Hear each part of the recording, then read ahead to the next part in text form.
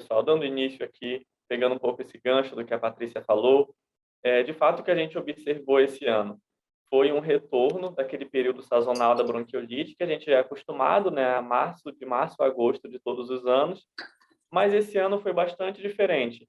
E assim, por vários motivos, né? A gente teve um retorno, se é que se pode chamar assim, um retorno à vida normal, ou um quase retorno das atividades presenciais, das escolas, do trabalho presencial também. E aí, com isso, a gente já esperava que, de certa forma, a gente fosse ter uma demanda aumentada na pediatria das crianças com bronquiolite, considerando essa época de outono e inverno, que é quando a bronquiolite se manifesta na pediatria. Por outro lado, eu acho que ninguém esperava que esse aumento na demanda, essa volta na demanda, fosse tão grande, fosse tão rápida como aconteceu. Então, a gente teve ali um mês de março que já foi mostrando que a demanda seria grande, e quando chegou abril, essa demanda simplesmente explodiu. E aí a gente viu no Brasil todo, né, emergências pediátricas lotadas, hospitais pediátricos sem vaga, crianças aguardando vaga em CTI numa situação dramática. A gente teve no Nordeste, né, várias situações dramáticas de hospitais que não conseguiam absorver essas crianças da emergência. E aqui no Rio de Janeiro não foi diferente, né? Então a gente teve emissão de alerta pela Fiocruz, dos vírus respiratórios nesse outono e inverno, mas especialmente o RSV, que para as crianças, fazendo um paralelo com o Covid, é tão grave quanto o Covid se manifesta nos adultos. Então, assim, foi manchete em vários canais de comunicação, em vários jornais, isso tudo que a gente viveu, especialmente de março a junho. Agora, em julho, a gente está vivendo ainda, mas de uma forma menos grave, tanto em quantidade quanto em gravidade das crianças. E aí, assim, a gente, para falar sobre como a gente chegou até aqui e o que a gente tem feito nesse cenário, não tem como a gente deixar de falar dos impactos da pandemia na população pediátrica. Então, com essas medidas de isolamento social domiciliar, foram, a princípio, um fator protetivo, entre aspas, para as crianças, né? A gente sabe que criança, principalmente na creche e na escola, é um vetor de propagação viral. Então, com esse isolamento das famílias em casa e principalmente das crianças em casa, a gente teve essa suspensão das atividades escolares, a gente teve pouca exposição, não só das crianças, mas das famílias aos agentes virais sazonais. A gente sabe que muitas vezes a criança leva para a escola o vírus e ela traz da escola também para a família. E aí é aquela bola de neve, né?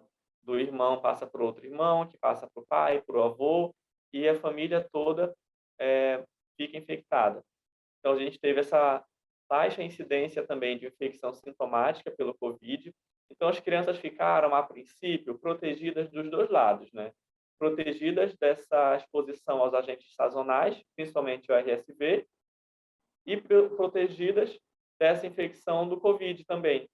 Embora a gente teve relatos na pediatria, né? Teve até casos interessantes de infecção pelo Covid nas crianças, mas a gente não viu na prática clínica muitos quadros, principalmente pulmonares, exuberantes, como a gente viu na população adulta.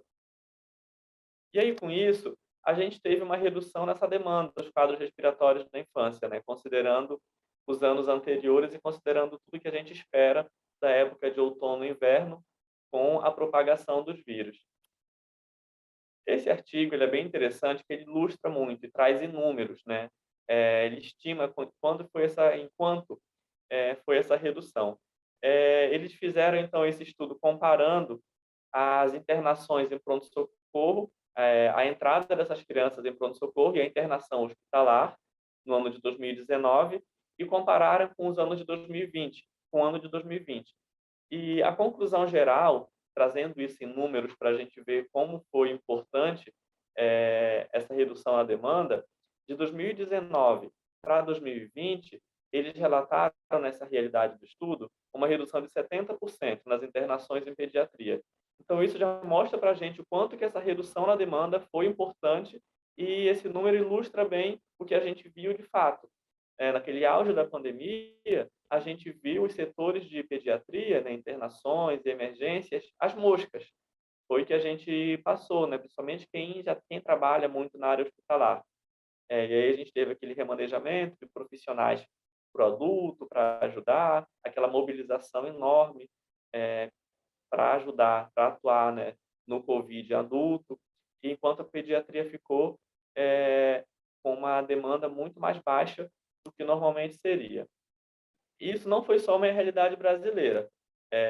Aqui, só continuando ainda sobre esse estudo, né, a gente vê que no ano de 2019, de março, abril e maio, foram meses homogêneos na quantidade de internações pela bronquiolite. E aí, quando a gente vê que em 2020, esses índices caíram de forma muito importante. Em março, a gente ainda vê que teve ali um aumento nessas internações, mas que não se sustentou. Então, abril e maio foram anos de 2020, né, foram meses de 2020 com uma redução muito importante nessa quantidade de demanda na emergência e nas internações também. E aí, para a gente corroborar que isso não foi só uma realidade brasileira, mas seguiu, né, uma tendência mundial, a gente tem esse outro estudo, que é um estudo internacional, que ilustra isso muito bem. E aí a gente tem, eles fizeram essa comparação dos anos, das médias anuais de internação de 2016 a 2019 com 2020. Então, a gente tem nesses campos cinza, esses quadradinhos cinza, a quantidade, a densidade, né, das internações pela asma, que é na primeira coluna, pela bronquiolite, aqui na segunda, e pela pneumonia, que são as principais causas de internação na pediatria. E aí a gente vê que, independente desse quadro, independente do diagnóstico, foi uma quantidade de internações bem menor, se a gente comparar as médias anuais, do que no ano de 2020, né, de forma muito importante. E a bronquiolite, principalmente, né? A gente sabe que asma e pneumonia não são doenças sazonais, mas a bronquiolite teve uma redução aqui importantíssima nesse período. E aí, como eu vinha falando, a princípio a gente tem uma proteção, entre aspas, da população pediátrica, considerando esse cenário todo. E isso trouxe, a gente viu que a longo prazo, isso foi trazendo algumas características peculiares dessa população para a gente chegar onde a gente chegou esse ano, nessa explosão de casos e na pediatria.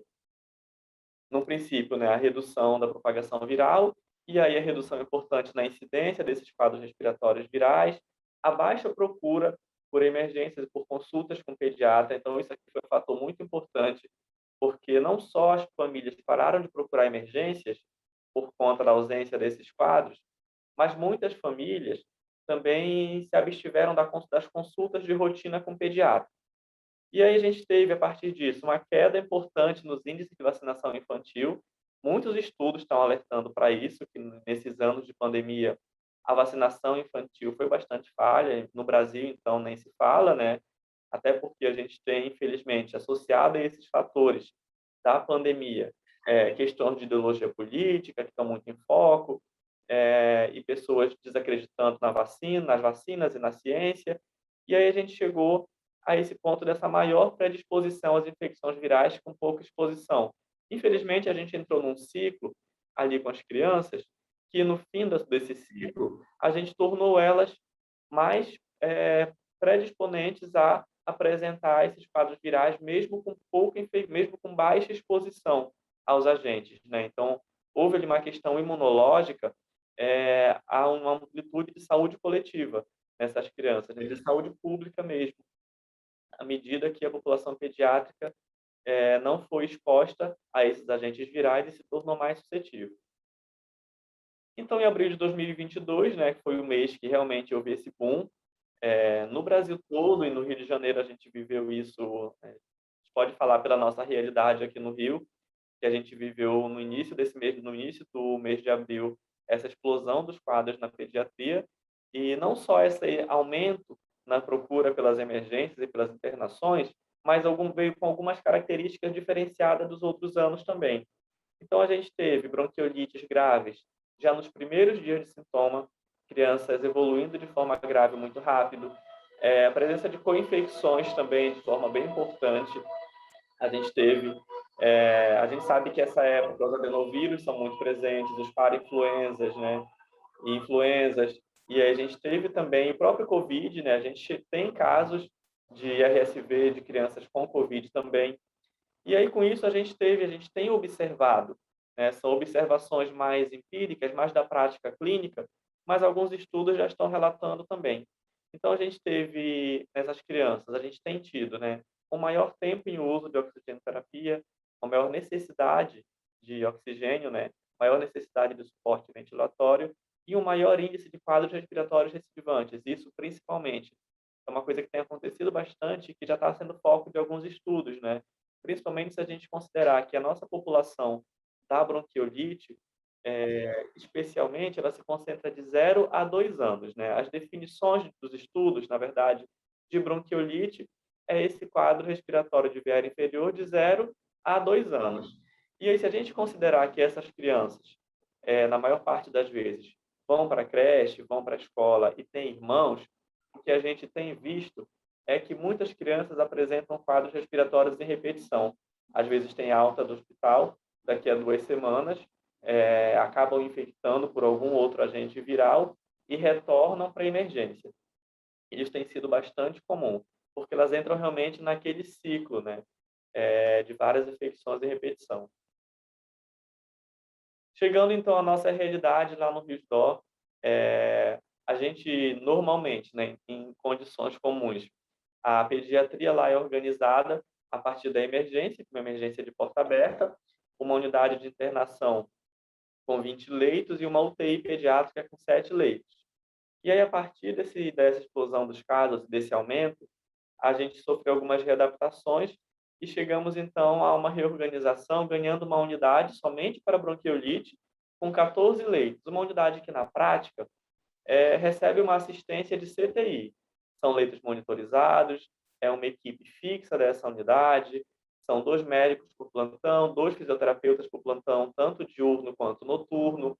Então, é um funcionamento de CTI, mas é uma unidade voltada para os casos de bronquiolite. E com isso, como a gente comentou lá no início, a gente teve um aumento da nossa equipe de fisioterapia em 300%, considerando a equipe fixa e os coringas também para completar essas escalas e prestar essa assistência. E aí isso traz inúmeros desafios, né? Quando a gente tem esse aumento, isso se deu de forma muito rápida, porque era esperado que fosse aumentar, mas não da forma como foi. Então a gente tem vários desafios. A questão do recrutamento e treinamento do pessoal, que é sempre um desafio em qualquer situação, ainda mais nessas condições, né?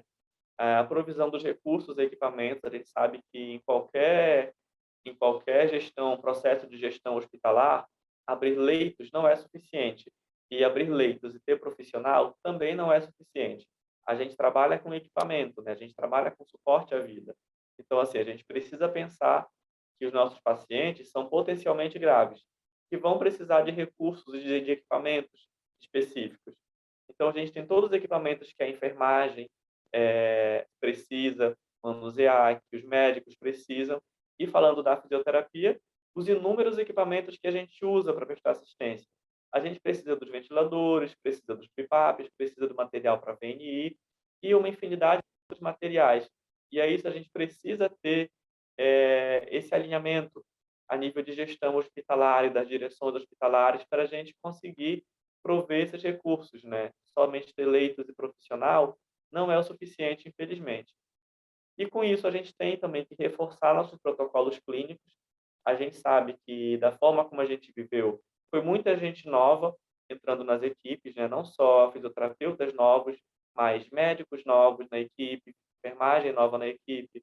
E a gente viveu aquele processo contrário dos colegas do adulto durante a pandemia, né?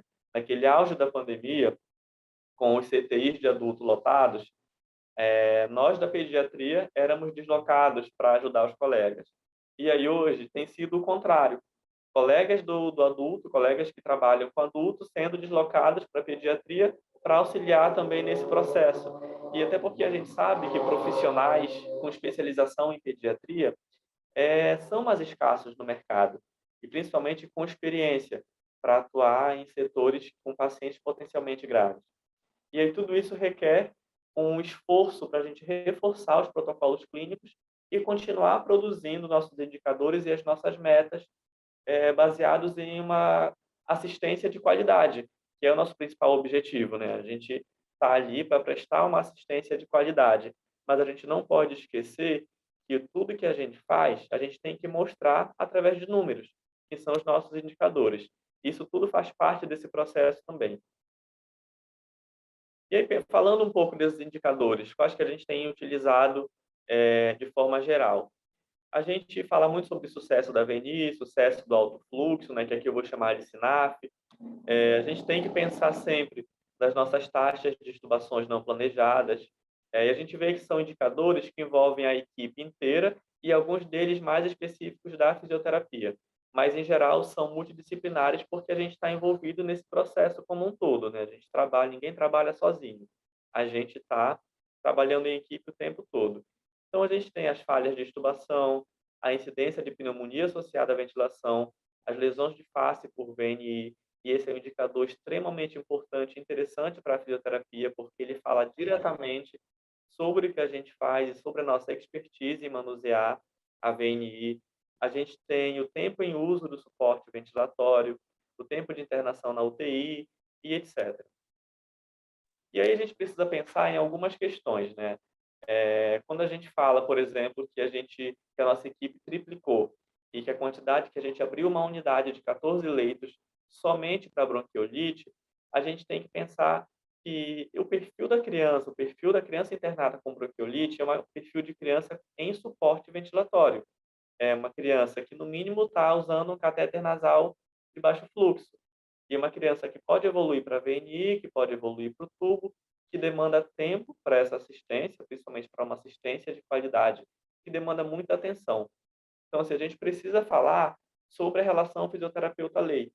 E aí, assim, a gente, pensando na nossa prática, trazendo isso mais para a nossa prática, quem trabalha em pediatria hospitalar, em internação pediátrica, sabe que pensar em uma relação fisioterapeuta para leito de 1 para 10 nesse perfil de doente, nesse cenário que a gente teve, é humanamente inviável.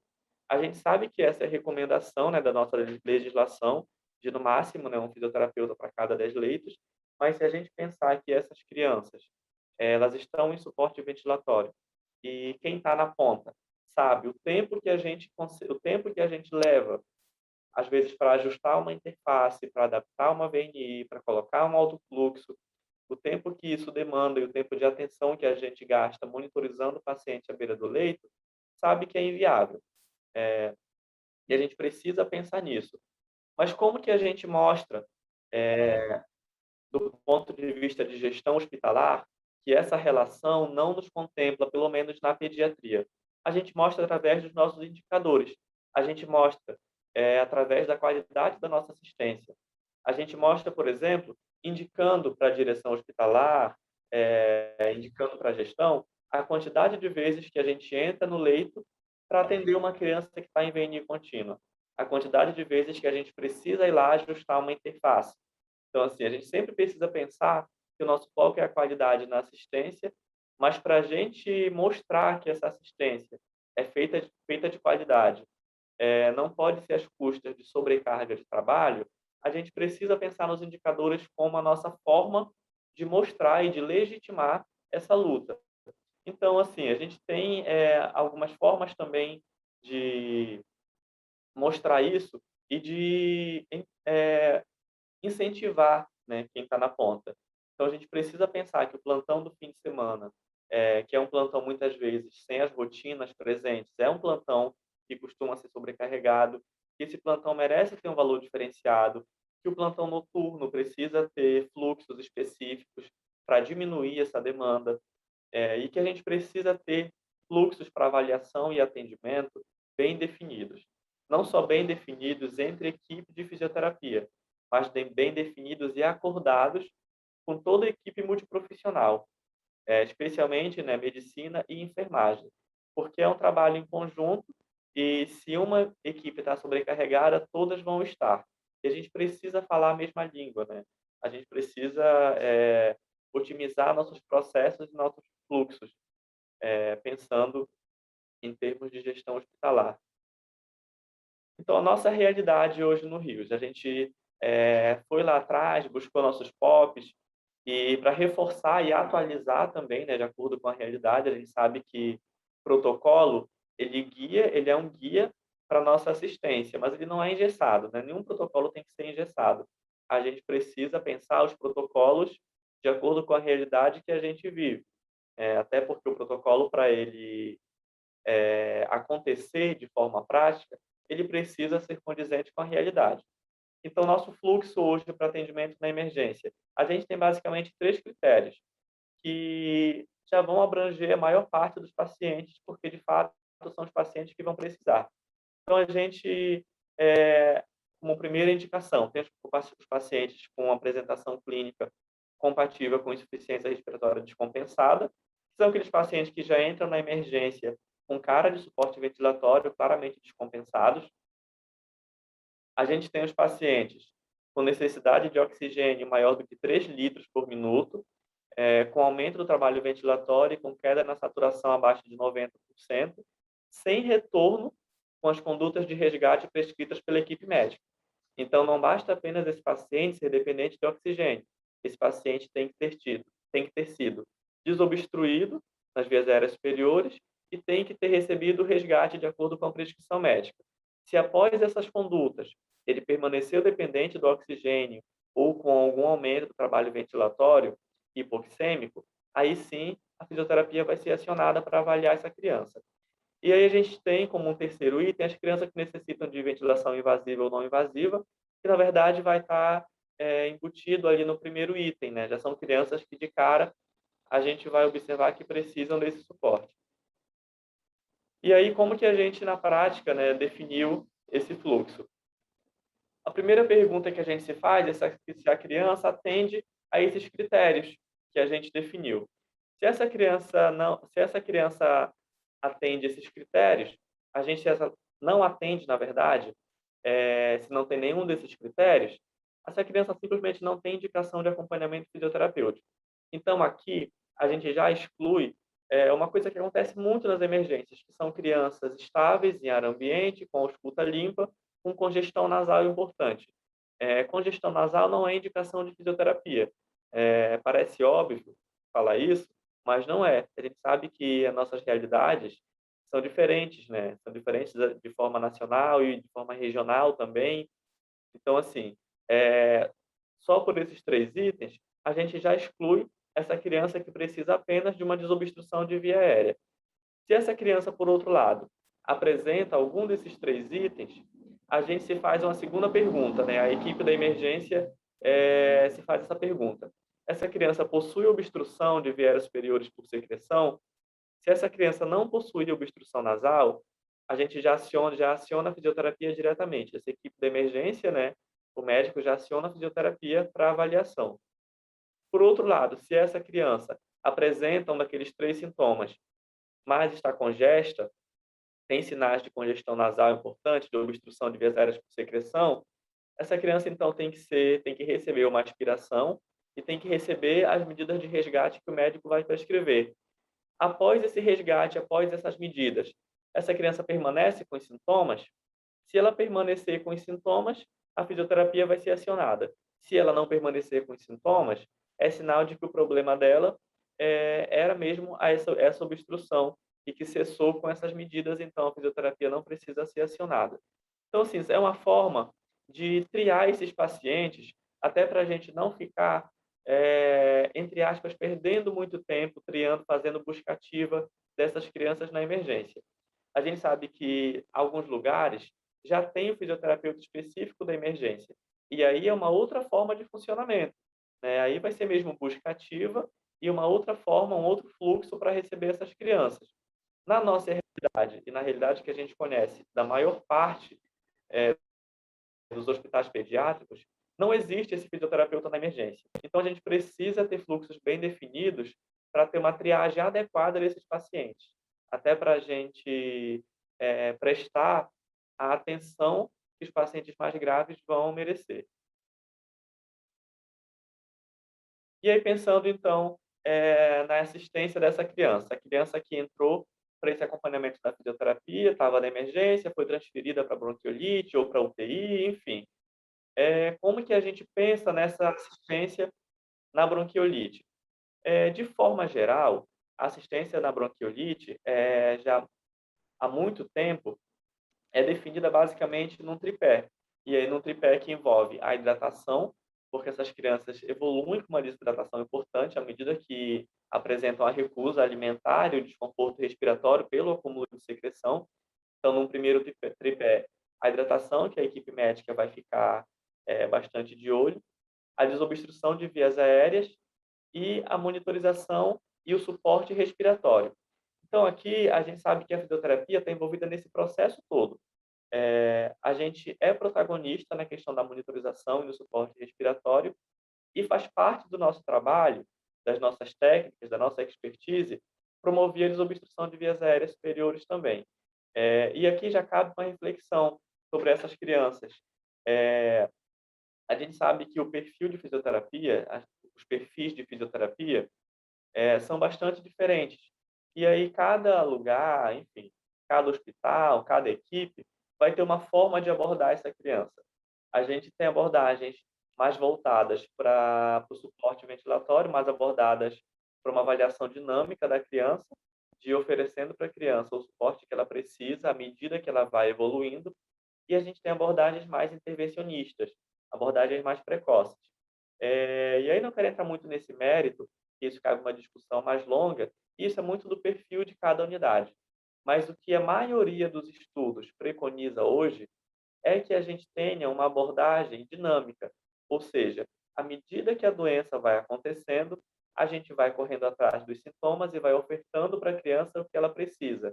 Então, aquela máxima, às vezes, de olhar para a criança e pensar: ah, amanhã ela vai piorar, vou colocar hoje na VNI. Isso não é, segundo o que a literatura mais recente aponta, não é o mais adequado, porque a avaliação da criança ela é dinâmica, né? É muito dinâmica. E a bronquiolite é autolimitada, então, pelas suas características próprias, é uma doença que tem uma evolução autolimitada e que vai piorar independente do que a gente faça. E para ela melhorar, ela vai piorar até o pico da fase inflamatória. Quando a criança fica no olho do furacão, ela precisa chegar nessa fase do pico da doença para depois apresentar a melhora clínica. Então, essa abordagem mais voltada para a avaliação dinâmica da criança é o que a gente faz e é o que é mais recomendado pela literatura atual. E aí isso dá, às vezes, até uma certa frustração, né? Dá uma certa sensação de que a gente fica correndo atrás do próprio rabo. E, na verdade, é isso.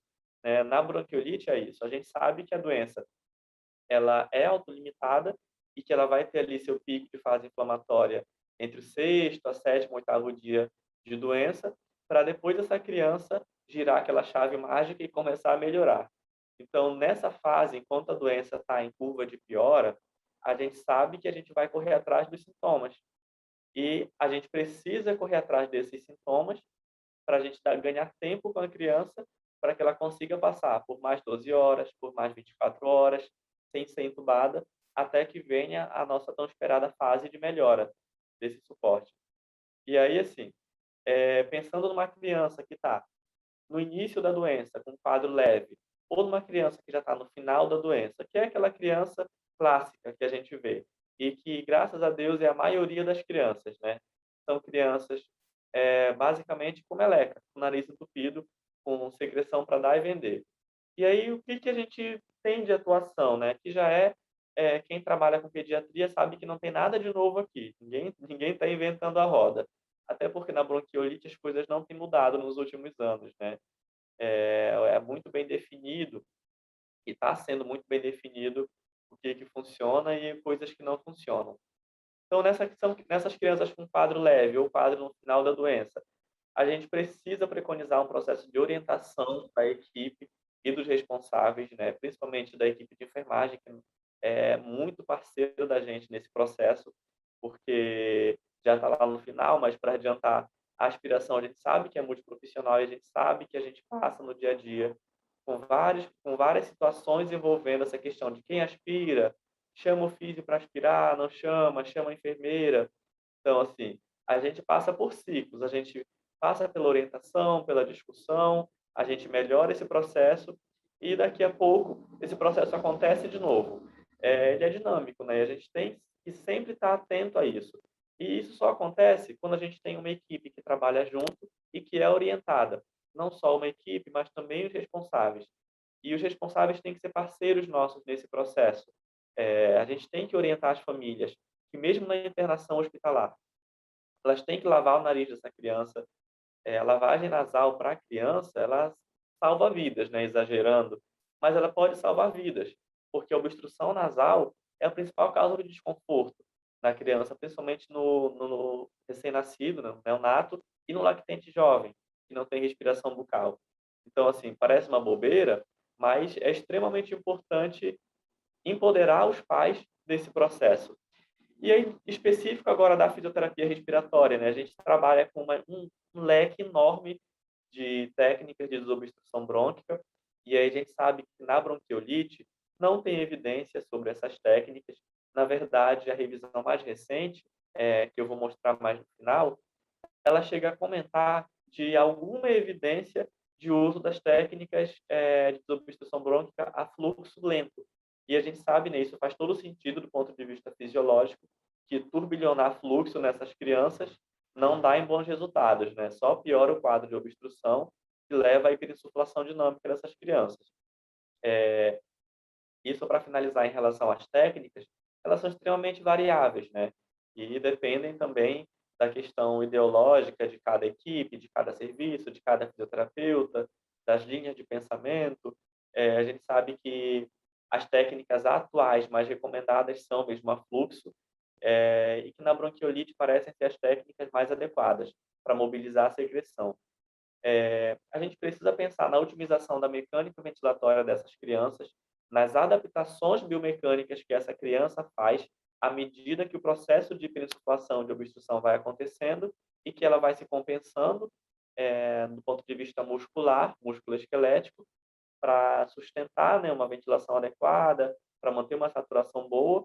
A gente não pode esquecer que a desobstrução ela tem que estar acompanhada desse olhar para a biomecânica ventilatória. A gente costuma considerar o uso da nebulização salina, que está até errado, da nebulização salina hipertônica nessas crianças, principalmente naquelas que mobilizam a secreção de forma ineficaz e que apresentam aquela secreção que parece uma cola, né? Aquela secreção branca, bem espessa, que é difícil mobilizar. Eh, Muitos lugares também fazem a nebulização salina pré-físio e é um recurso que tem bons resultados. Na prática, a gente observa que as que têm bons resultados, mas que é um recurso que tem que ser usado com cautela, principalmente com crianças com um quadro de hiperreatividade brônquica muito importante, porque a nebulização salina, por si só, ela pode provocar o quadro de hiperreatividade ou piorar um quadro de hiperreatividade. É um recurso que ajuda, mas que a gente tem que usar com cautela. E a gente tem que pensar também no processo de alta dessa criança. Então, assim, pensando nessa criança que está evoluindo bem, que está em ar ambiente, com uma ausculta limpa ou quase limpa, mas que ainda tem uma congestão nasal importante, a gente tem que pensar sim em reduzir a quantidade de atendimentos que essa criança tem por dia. E a gente tem que pensar nessa redução de atendimentos como uma forma de preparar a família para a alta. Então, é muito claro para a gente que não faz sentido uma criança que tem alta prevista para amanhã receber hoje 3 atendimentos de fisioterapia. Porque se essa criança precisa ter 3 atendimentos de fisioterapia por dia, ela não tem condição de ter alta. É simples, né? A conta é muito simples. Ninguém vai ter condição, ou poucas pessoas têm condição de fazer fisioterapia em casa 3 vezes por dia. E a gente tem que pensar nesse processo de redução dos nossos atendimentos à medida que a criança melhora, pensando nisso como uma forma de promover a autonomia da família e de preparar a criança para a alta hospitalar. Isso por si só já ajuda a gente estratificar a nossa quantidade de pacientes, por exemplo, quando o plantão está muito ruim, ou para o plantão noturno, para diminuir as demandas, e para a gente otimizar o nosso processo também, para a gente não ficar refém dessa questão de que está internado, está estável em ar ambiente, não tem mais nenhum sintoma respiratório, mas tem que ter a visita da fisioterapia. Não, não é bem assim que funciona. Fisioterapia tem que ser feita com indicação. Não tem indicação de fisioterapia, a gente vai reduzir os atendimentos e preparar essa família para a alta. Pensando, então, nessa questão de avaliar o suporte dessa criança, ainda discutindo o perfil de assistência, se a gente é mais intervencionista ou se a gente avalia mais o momento da criança, e pegando o gancho da biomecânica respiratória, a gente não pode esquecer que esse processo da obstrução por secreção e da hiperinsuflação, que causa desconforto nas crianças, ele é um processo dinâmico e que ele vai estar mais evidente nas crianças que já têm um histórico prévio. Então, se esse vídeo ele é de um bebê chiador, uma bebê chiadora, e a gente já observa um bebê clássico apresentando bronquiolite no início da doença. A expansibilidade torácica ela é nula, é quase existente aí, é um padrão predominantemente abdominal, com tempo expiratório prolongado, uma taquipneia, de retração, é o clássico que a gente observa. E a gente não pode esquecer de olhar para esses sintomas que a criança está apresentando e pensar que essa criança, principalmente se é uma criança que já teve quadros prévios, que é uma criança chiadora em casa, que já é dependente de broncodilatação em casa, essa criança já vai ter um tórax hiperinsuflado por natureza, que vai ser acentuado nessa condição. Essa criança já vai ter um encurtamento da musculatura respiratória, já vai ter um posicionamento anormal das costelas, vai ter um ângulo aberto das costelas que favorece, que desfavorece o diafragma, né? O diafragma desaba. Essa criança vai ter um padrão abdominal, então vai ter predisposição a uma fixação da cintura escapular. Então, a gente precisa olhar para a biomecânica respiratória de forma que a gente oferta para a criança algo que vai ajudar nesse processo, algo que vai suplementar o suporte dessa criança, né? E a gente não pode esquecer da nossa boa e velha cinesioterapia respiratória, que tem inúmeras formas de abordar essas questões, né? A gente vê na faculdade esses manuseios, esses alongamentos, as mobilizações, e a gente não pode esquecer que na criança isso também acontece até pela predisposição que a criança tem eh, a desenvolver esse desconforto respiratório, pensando na musculatura, nas vias aéreas, no formato das costelas. Aí aqui tem outro vídeo também de um quadro semelhante. Deixa eu aqui.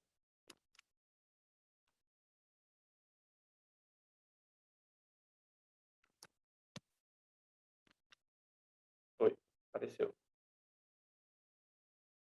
Essa também é uma bebê chiadora, que a gente observa um padrão semelhante, né. Nesse aqui, a gente já observa um tórax totalmente aberto, esse ângulo de Sharp das costelas bastante aberto, com o diafragma que está em franca desvantagem ventilatória. E aí, de novo, um padrão abdominal, um tempo expiratório prolongado, uma expansibilidade torácica quase inexistente. Então, esse olhar para a biomecânica também tem diversas formas de ser abordado e não pode ser esquecido. E aí, quando a gente pensa em formas objetivas de indicar ou não o suporte ventilatório para a criança, a gente tem que pensar em quantificar, né? Para a gente não cair naquela cilada de olhar para a criança e um profissional achar a criança cansadinha, né? É muito comum a gente ouvir isso quando é chamado na emergência, que a criança está cansadinha, e outro profissional achar que a criança está ótima. Então, assim, a gente sabe que a avaliação na bronquiolite é dinâmica, mas não é tão dinâmica assim a ponto da criança mudar tanto de uma hora para outra. Então, a criança ela vai apresentando sinais de que vai piorar. E aí, é nesses sinais que a gente tem que ter prontidão para o suporte dessa criança. A nossa experiência no Restore é muito positiva, usando o score de Wood Downs para quantificar o grau de esforço dessas crianças e para indicar, através da pontuação desse score, a indicação do suporte ventilatório da criança. Para quem não conhece, basicamente, o score de Wood Downs ele é uma avaliação global da deterioração respiratória da criança e ele foi desenvolvido a partir da observação de 5 fatores: da oxigenação em ar ambiente, da troca gasosa, do trabalho respiratório, da obstrução de vias aéreas e da função cerebral. Então, o autor coletou esses itens todos e observou como eles se comportavam nas crianças. Em princípio, ele foi desenvolvido para asma, então, em crianças acima de 3 anos, de 4 anos, que foi esse perfil, e criou, então, esse score.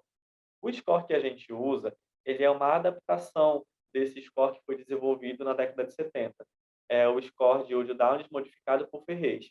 E aí foi publicado em 98, e tem tradução brasileira. Então esse score, ele considera bronquiolite, né? Ele foi desenvolvido e adaptado para a bronquiolite de forma específica. E aí tem uma graduação, de acordo com a pontuação que a criança alcança.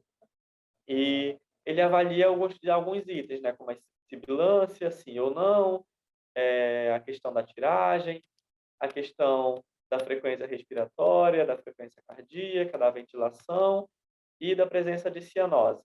Baseado nessa pontuação, a gente tem uma interpretação do resultado dessa criança, que isso dá um aspecto geral do quanto a função respiratória global está deteriorada.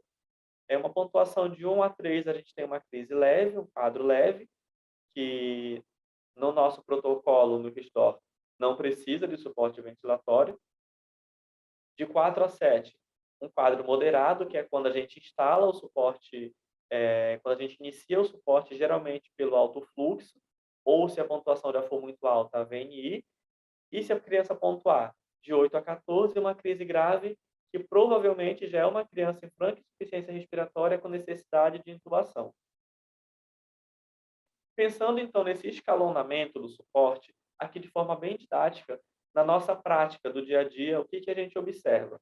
Que o suporte inicial dessas crianças, e pensando que nesse ano especificamente, nessa população, a maior parte das crianças já entrou com necessidade de oxigênio, a gente começa ofertando oxigênio de baixo fluxo, a gente avalia essa criança. Se essa criança evolui, então, no score de Wood Downes com uma pontuação de 4, a gente instala um alto fluxo e essa criança, então, nos próximos dias pode evoluir para uma insuficiência respiratória com indicação de VNI e pode ser entubada. A gente tem que pensar nesse escalonamento como uma sugestão de progressão do suporte para a criança, seja de forma de resgate ou até no desmame. Não necessariamente, para desmamar essa criança, a gente precisa passar por todo esse processo. Por exemplo, o alto fluxo, o desmame do alto fluxo acontece no próprio alto fluxo. A gente retira o alto fluxo com uma FI de 21%. Então, a gente não precisa, por exemplo, passar do alto fluxo para um catéter de baixo fluxo. E assim por diante, né? A gente só pensa nesse escalonamento como uma estratégia de acompanhar a evolução da doença à medida que ela acontece. Falando um pouco do alto fluxo, que é o nosso carro-chefe na bronquiolite. E hoje acho que a nível mundial é a terapia que é carro-chefe na bronquiolite leve e moderada. Então a gente usa a indicação do score a partir da pontuação 4, que já é uma pontuação passando de leve para moderada. Fora essa indicação do score, a gente pode pensar no alto fluxo para aquela criança que tem uma hipoxemia importante, porque a gente pode titular aqui a FO2, e titulando a FO2, a gente controla esse desmame de forma mais eficaz também. A gente pode pensar no alto fluxo como uma alternativa pós-extubação e como um facilitador do desmame da VNI também, que é uma estratégia, inclusive, que no RISDOR a gente tem bastante sucesso utilizando o alto fluxo para desmamar crianças em VNI contínua, que ficam agarradas na VNI. Esse desmame do alto fluxo, então, qual que é o nosso protocolo? Primeiro, para a gente pensar no desmame, a criança precisa estar estável clinicamente, com melhora do padrão respiratório e com manutenção de sinais vitais adequados, que são a gente vê principalmente, né, uma melhora significativa na ausculta pulmonar, desde que o raio-x esteja com ausência de atelectasias. A gente inicia, então, uma progressão, uma redução progressiva da FO2 de 5 em 5%, mantendo, desde que mantém uma saturação alvo maior que 95, até a gente chegar a 21%. Geralmente, o que a gente faz é cair 5% a cada plantão e ir observando a criança, observando a tolerância da criança, até chegar a 21% de FO2. Quando a gente alcança esses 21% de FO2, a gente então passa a redução do fluxo, né? Lembrando que o fluxo é recomendado pela literatura de forma geral para iniciar o suporte, se a gente calcular pelo peso, em geral, é 2 litros por quilo até 10 quilos. Então, a gente inicia calculando esse fluxo em 2 litros por quilo, e quando a gente chega nessa FO2 de 21%, a gente cai esse fluxo para 1 litro por quilo, que geralmente vai dar metade. E aí a gente avalia o aspecto da secreção em 12 a 24 horas, né? Algumas vezes a gente observa que a secreção passa a ter um aspecto mais espesso e passa a ter uma mobilização pior, mas se isso não acontecer e a criança se manter estável nessas 24 horas, a gente suspende então a terapia deixando a criança em ar ambiente. Esse estudo é um estudo que traz algumas considerações sobre o alto fluxo. Ele é de 2017 e se a gente considerar 5 anos atrás, já se falava no alto fluxo como uma terapia que tem uma super indicação nessas crianças, né, no quadro agudo da doença, na fase inicial da doença. Então, na utilização do alto fluxo na emergência, na utilização do alto fluxo para desmamada, ventilação não invasiva, né, ou pós-extubação. Então, é um estudo que traz uma abrangência bem global do alto fluxo e que já falava, em 2017, do alto fluxo ser um recurso bastante indicado nesses quadros. Pensando então na VNI, naquela criança que evolui com necessidade de VNI, nosso protocolo no RISDOR é um lactente de até 10 quilos, a gente faz VNI, na verdade, com menos de 10 quilos, com mais de 10 quilos, desculpa, a gente faz VNI no aparelho portátil, e aquela criança com menos de 10 quilos, a gente faz VNI obrigatoriamente no aparelho microprocessado. E aí isso acaba sendo o protocolo de cada instituição, né? Porque a gente sabe que os nossos BIPAPs, eles têm recomendações próprias do fabricante em relação ao peso mínimo de uso. Então, por conta disso, a gente acabou definindo que quando a criança tem menos do que 10 quilos, a VNI é feita no ventilador. E aí isso traz também outras questões, né? Que é o suprimento de ventiladores adequados com módulo de VNI, de interfaces adequadas e assim por diante. Nessa forma de operacionar a VNI, o que a gente tem de considerações, né, e de dicas?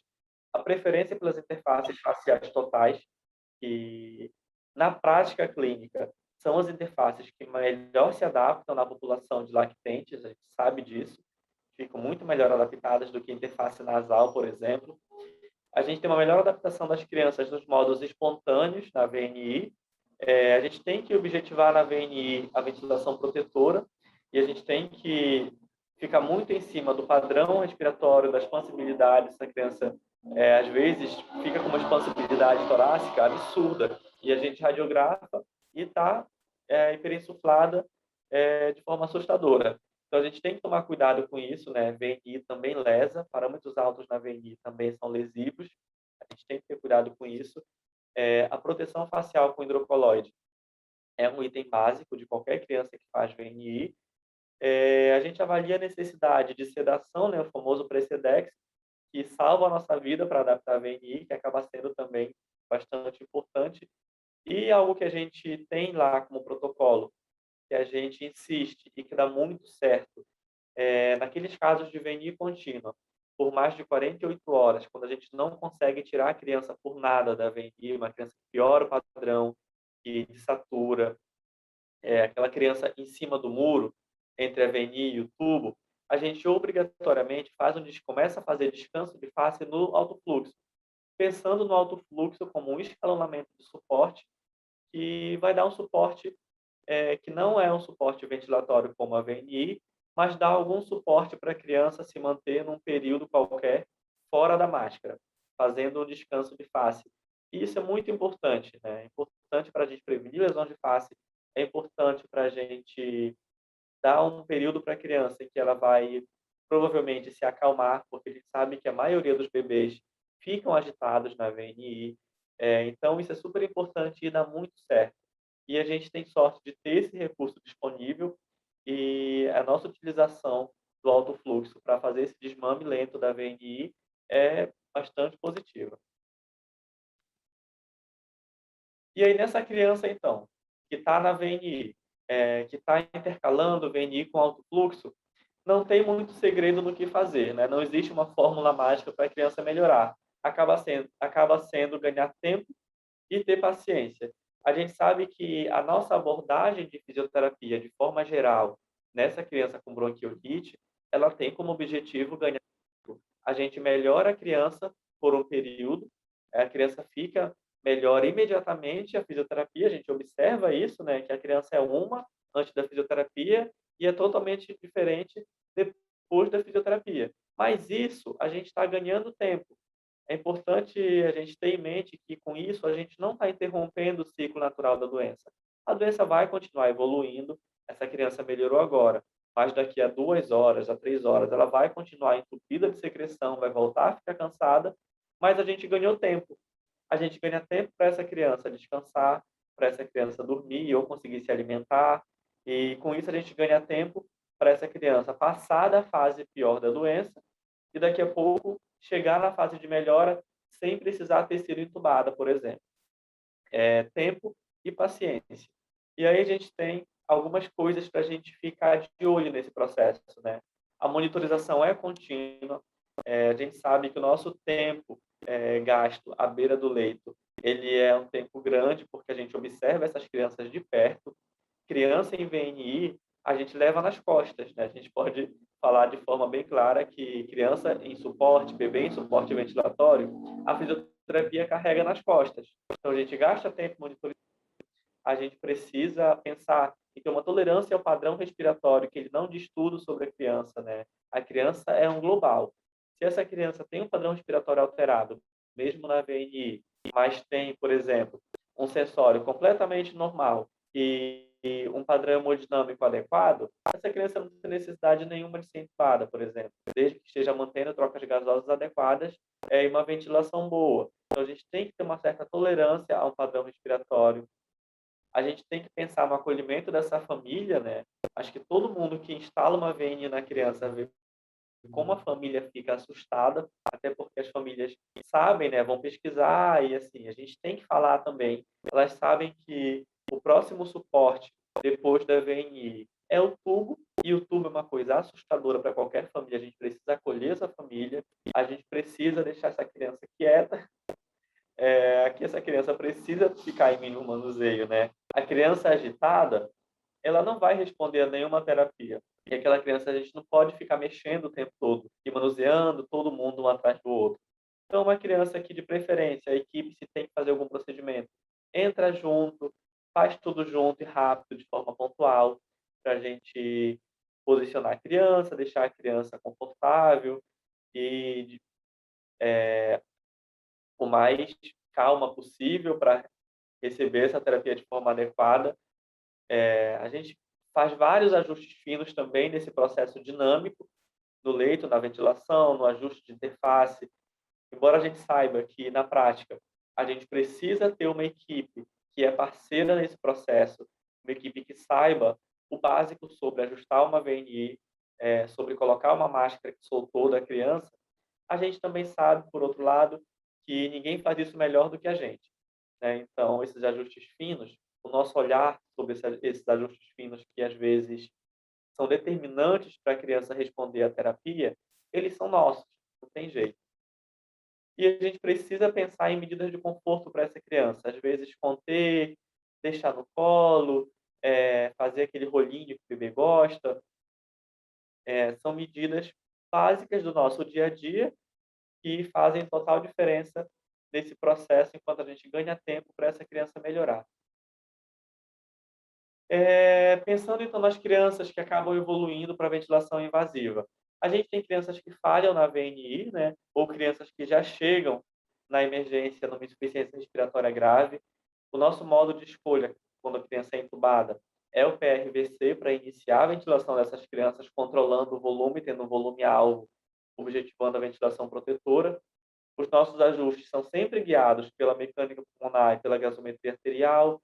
A gente avalia de forma rotineira a necessidade de umidificação ativa, mas a gente sempre inicia e recomenda iniciar com umidificação passiva, até para a gente tentar ao máximo diminuir as chances de pneumonia, diminuir o risco de pneumonia associada à ventilação, e a gente sabe que a umidificação ativa é um fator que contribui para isso. A gente tem a possibilidade de utilizar o Heliox no nosso serviço. A gente utiliza o Heliox com bastante sucesso e, assim, acaba, em alguns casos, tendo que usar o bloqueador neuromuscular também, né, em casos muito pontuais. Pensando em estratégias para minimizar o espaço morto de forma bem resumida, a gente não recomenda e não utiliza na nossa prática a aerocâmara adaptada no circuito, tanto pelo espaço morto quanto pelo peso que ela faz no tubo, no circuito, e ajuda a cotovelar, e o tubo pesa, traciona. E a gente também não tem utilizado esses conectores para fazer puff, né? Acho que chamam aeropuff. O que a gente tem dado preferência no nosso serviço é pela utilização do Tracker Care com o conector MDI, que é essa conexão aqui, por onde é possível fazer os puffs, né? Então, a gente, com isso, resolve dois problemas. O problema da aspiração, em sistema fechado, que também é um fator que vai ajudar a prevenir a pneumonia associada à ventilação, e a gente resolve o problema principal, um dos problemas principais dessas crianças, que é a administração do broncodilatador inalatório. Então, com essa conexão MDI, a gente consegue fazer esse jato do broncodilatador diretamente nessa peça que é conectada ali com o TraqueCare. Infelizmente, a gente não está recebendo para fazer propaganda, mas quem se interessar, quem não conhecer essa marca desse TraqueCare, pode entrar em contato depois que a gente passa a referência e os modelos que estão disponíveis. Então, de forma bem resumida, como que a gente costuma manejar a ventilação dessas crianças? Sempre iniciar em PRVC com volume-alvo de 4 a 6 ml quilo e com umidificação passiva, desculpa, a gente sempre começa com filtro. A gente monitoriza de forma contínua a mecânica pulmonar e o aspecto da secreção, e aí a gente aqui já pode até considerar, e às vezes são alternativas que valem a pena, principalmente naqueles bebês muito pequenos, que utilizam um filtro neonatal, o filtro HMF neonatal, aquele branquinho, né, que é de 15 a 50 ml. A gente pode considerar trocar esse filtro a cada 12 horas, pensando no aspecto da secreção e também na retenção de CO2. Nos casos que evoluem com uma hipercapnia, a gente tem ainda um lastro de parâmetros para ajustar, porque a gente iniciou sempre com uma ventilação mais protetora, o mais protetora possível. A gente considera ajustar esses parâmetros e adaptar a umidificação ativa quando essa hipercapnia, mesmo permissiva, está sendo persistente. E aqui a gente tem uma alternativa também, que é considerar a nebulização com acetilcisteína para aqueles casos de secreção muito espessa, que às vezes a gente observa também, aquela criança que a gente desobstrui e não consegue tirar quase nada de secreção. Ou quando tira, é aquela cola de secreção. A gente tem uma resposta muito positiva também à nebulização com acetil, que é o nome, que é o nome popularmente chamado de Flumicil. A gente costuma nebulizar essas crianças que apresentam uma secreção com aspecto mais difícil de mobilizar. E, é claro, a gente tolera uma hipercapnia permissiva, né, desde que o pH esteja compensado. E, como uma última estratégia, a gente considera usar o Heliox para diminuir a resistência de Vieira nessa criança. Então, a gente já passa por várias estratégias, já colocou essa criança na umidificação ativa. A gente pode considerar o Heliox quando essa resistência na mecânica ventilatória medida ela está acima de 100, com uma hipercapnia descompensada também. Então, a gente tem uma resposta bem positiva ao uso do Heliox, e geralmente a resposta é nas primeiras horas.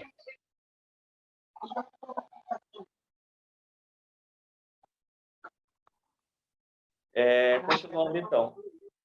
Geralmente, em relação ao Heliox, essa resposta nas primeiras horas, e a gente já vê uma resposta bem, bem importante, mas a gente tem que lembrar que o Heliox, ele é recomendado para aqueles casos de crianças respondedoras à terapia inalatória com broncodilatador.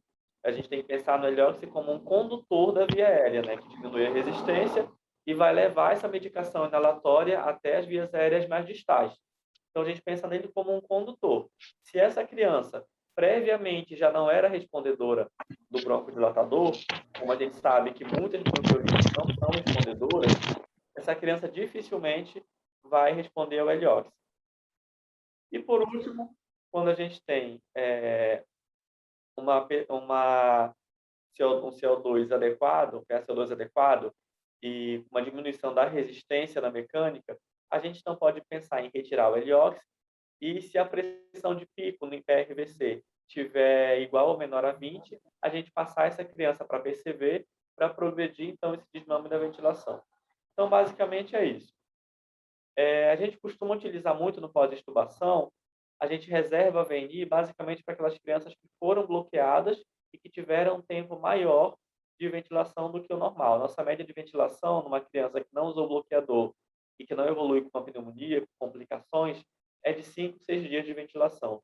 Então, são crianças que a gente consegue estubar para alto fluxo, por exemplo. E se ela precisou de bloqueador, a gente acaba estubando para uma VNI preventiva.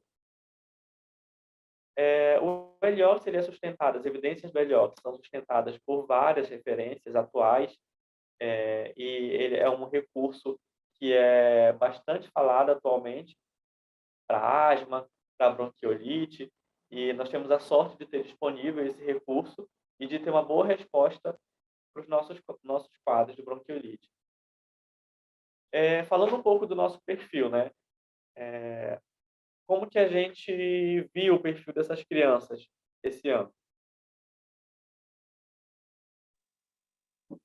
A gente, nosso banco de dados continua em construção, né, porque ainda não terminou, infelizmente. A gente espera que a partir de agosto dê uma diminuída, mas ele não terminou ainda. E se a gente considerar aqui, eu peguei para fazer um recorte desses dados, o período de abril a junho de 2022, nesses 3 meses completos. E aí nós tivemos, é um número aproximado, porque esses dados estão em revisão ainda, são resultados bem preliminares do que a gente teve, 160 internações aproximadamente. Aqui eu não estou considerando o atendimento de emergência que teve alta, considerando apenas internações na unidade de bronquiolite ou na UTI. E aí, o que a gente tem de dado?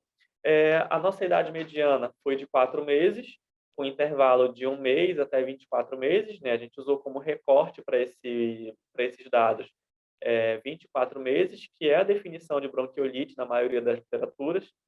O sexo masculino, como isso também é corroborado pela literatura já há muito tempo, ele é mais prevalente nesses quadros respiratórios, né?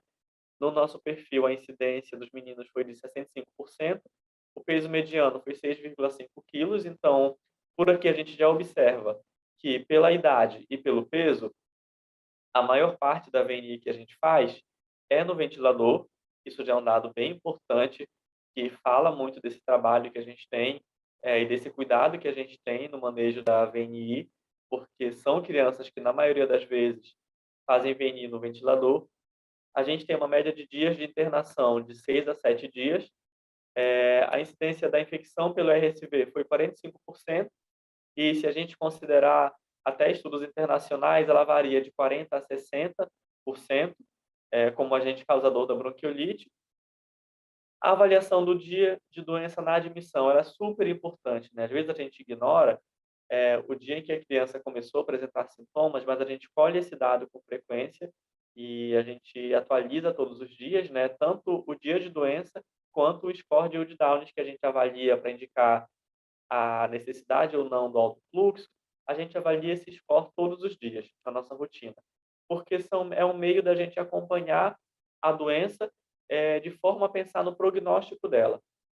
Então, por exemplo, as nossas crianças, na maioria dos casos, chegaram na emergência no quarto dia de doença, ou seja, e chegaram na emergência com o score de Wood Downs pontuando 3, que já é o final do score leve.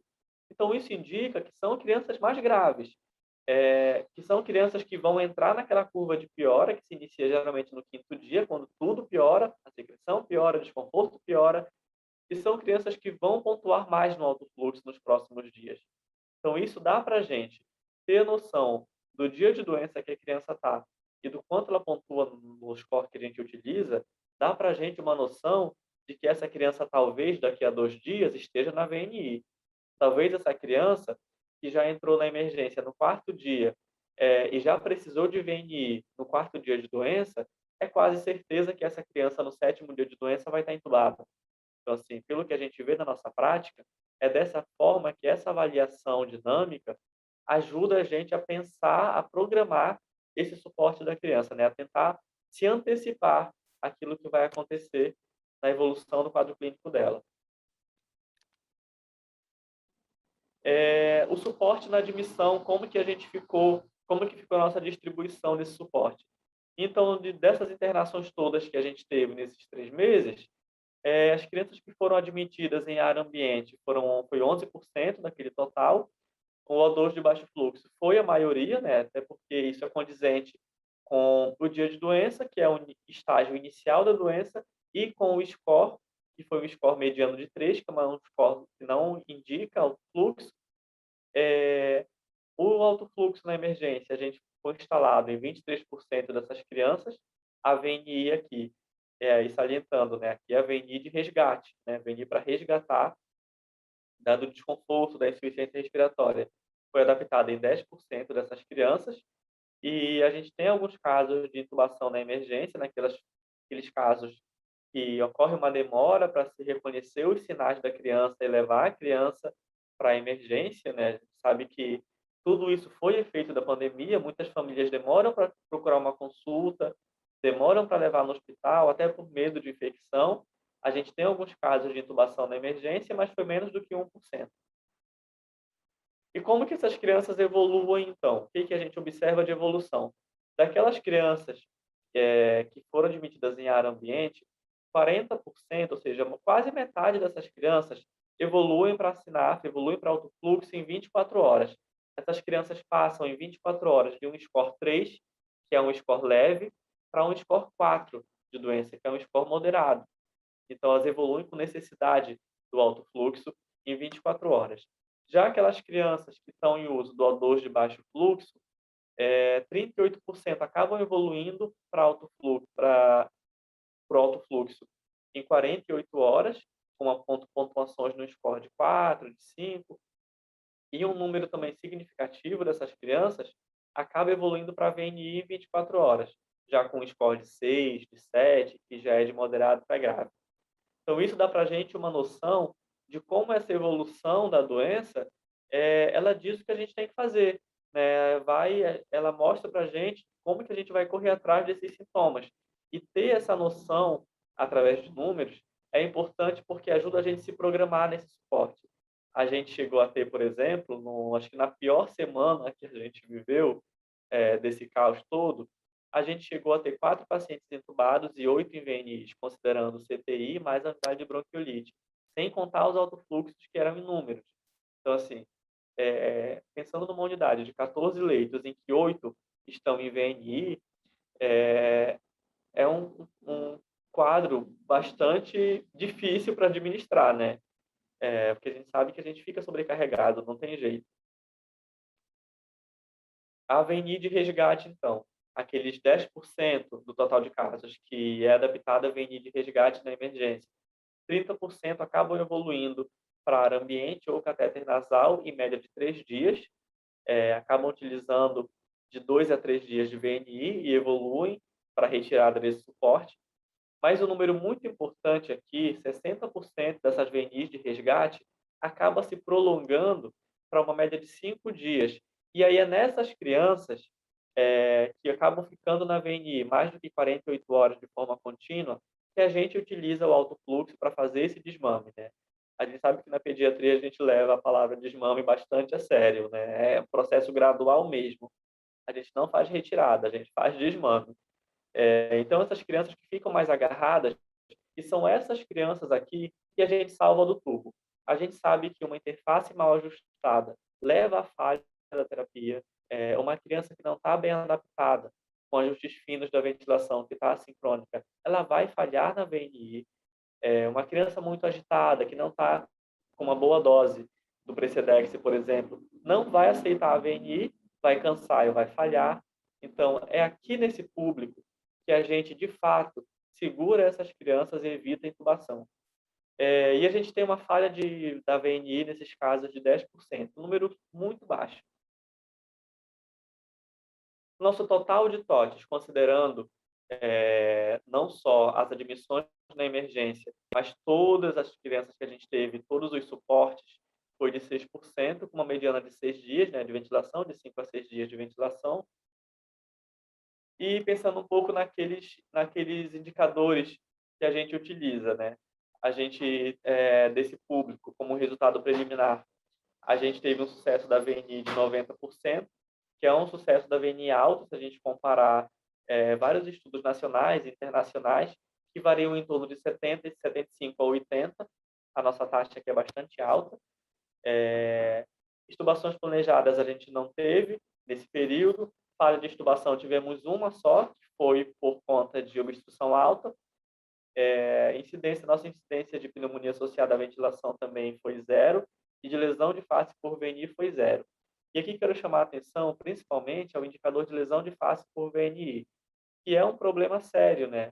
É um cuidado adicional que a gente tem que ter com as crianças. E eu acredito que esse índice zerado de lesão de face por VNI, ele se deve basicamente por 2 fatores, que é a proteção adequada do rosto e a esses descansos da VNI no alto fluxo, quando a criança fica em VNI contínuo, né? Isso faz total diferença para a gente não ter essas lesões, né? Lesão de face é inclusive um indicativo de qualidade de assistência internacional, né? Hoje em dia já é falado de forma internacional sobre isso. E só passando, né, os itens.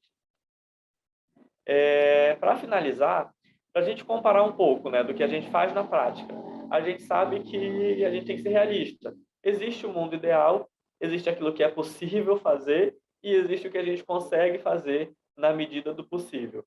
E esse artigo ele é bem interessante, ele é um artigo recente, foi publicado acho que semana passada na Lancet, que faz um apanhado geral da bronquiolite e das terapias usadas na bronquiolite.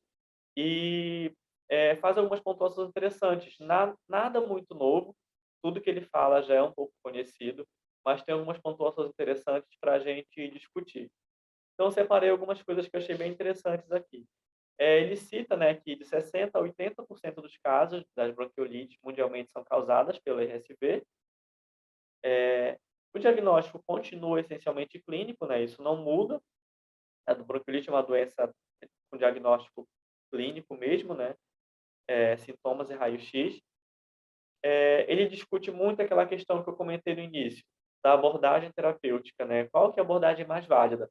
É uma terapia de suporte ou uma abordagem intervencionista? Ele destaca aqui que não adianta, no caso da bronquiolite, a gente abordar a criança de forma intervencionista, porque não existe nenhum método que já foi comprovado que altera o ciclo natural da doença. Então, independente do que a gente faça, né, ela vai piorar para poder melhorar posteriormente.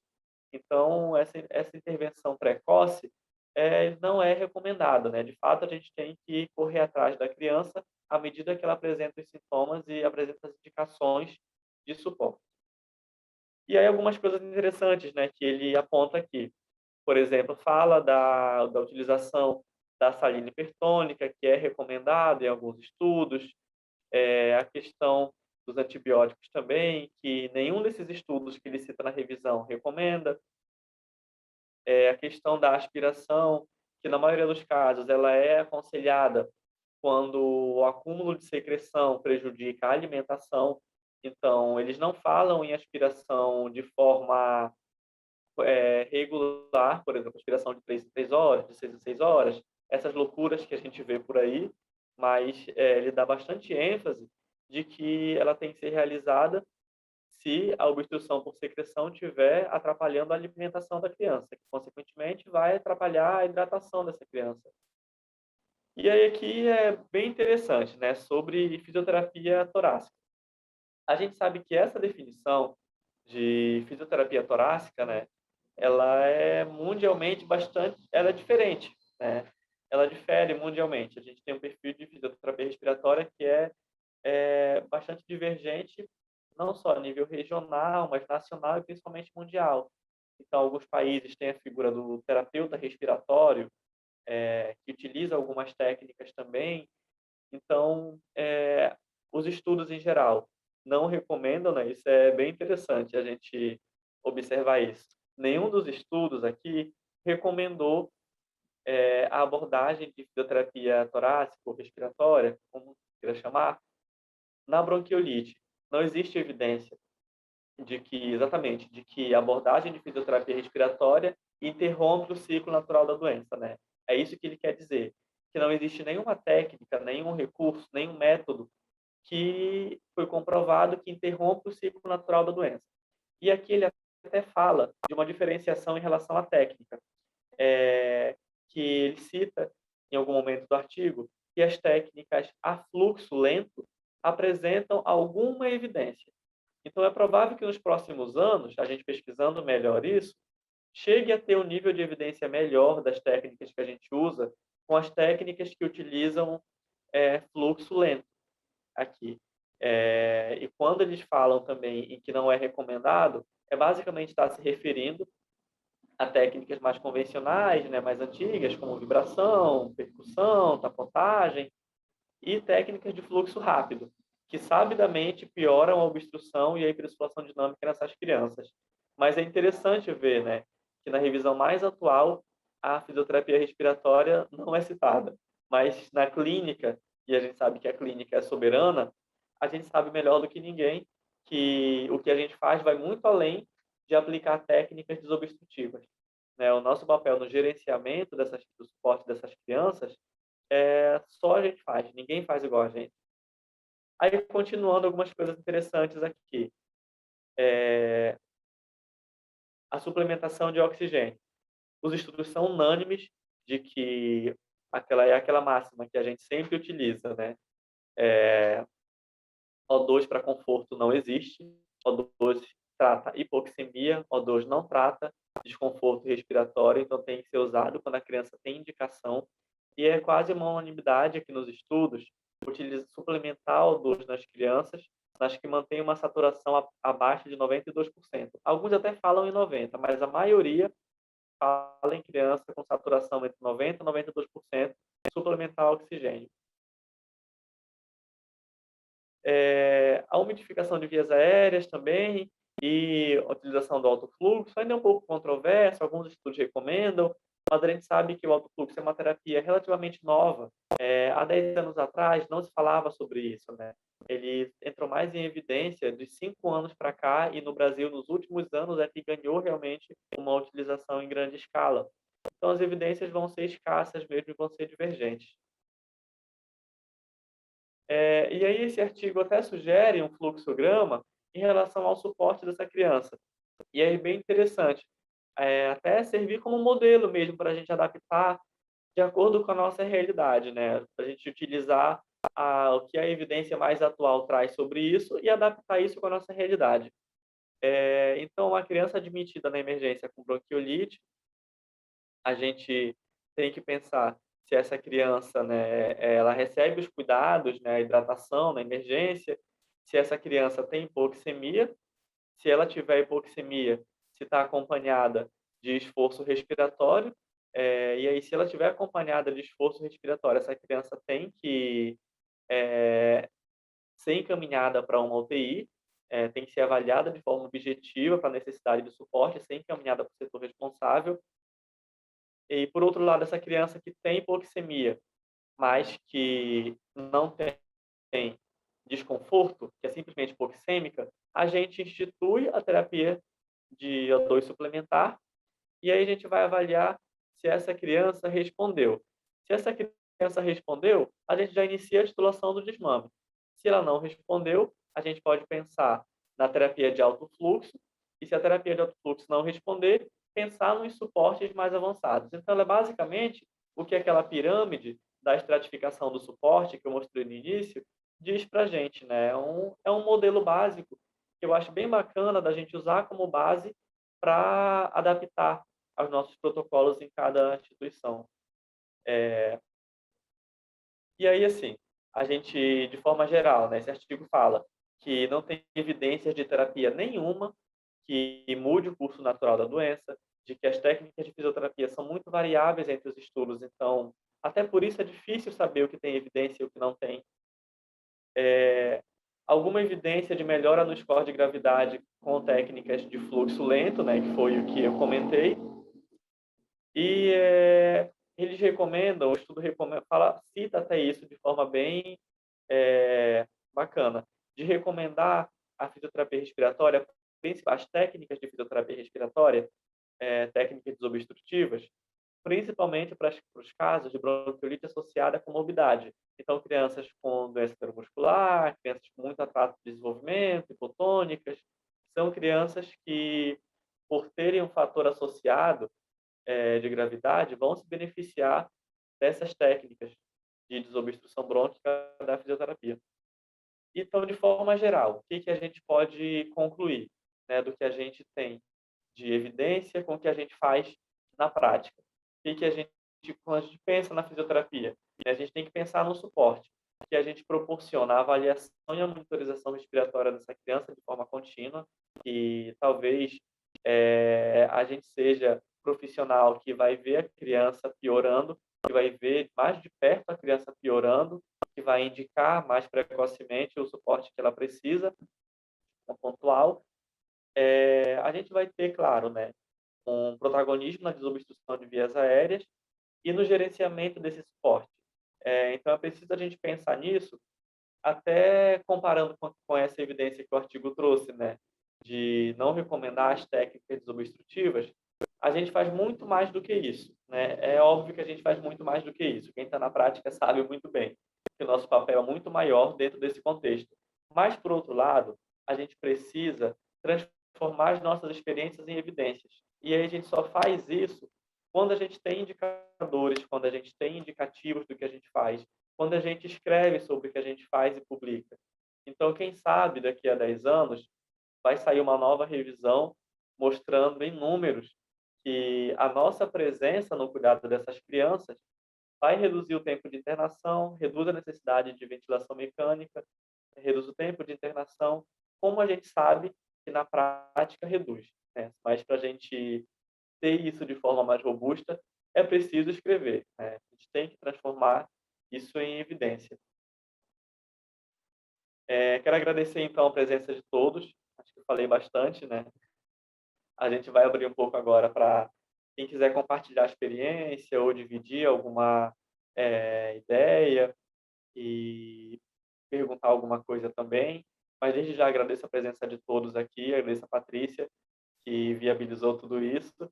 E não posso deixar de agradecer a nossa equipe lá do Rio Dó, e hoje nós somos mais de 20 fisioterapeutas só na pediatria, então é uma equipe muito comprometida e, com certeza, esses sucessos de indicadores que a gente tem se devem ao trabalho árduo de todo mundo. Sem esse comprometimento, isso não é possível. A gente sabe que tem dias mais puxados do que outros, mas o nosso nível, a gente pode falar, sem modéstia, que é de excelência. E a gente só tem que agradecer a todo mundo que faz parte disso. E quem quiser conhecer também lá nosso serviço, saber um pouco do que a gente faz, acho que a gente está de portas abertas, né, Patrícia? Para Nossa, com prazer. receber. Com certeza. Cássio, parabéns, né?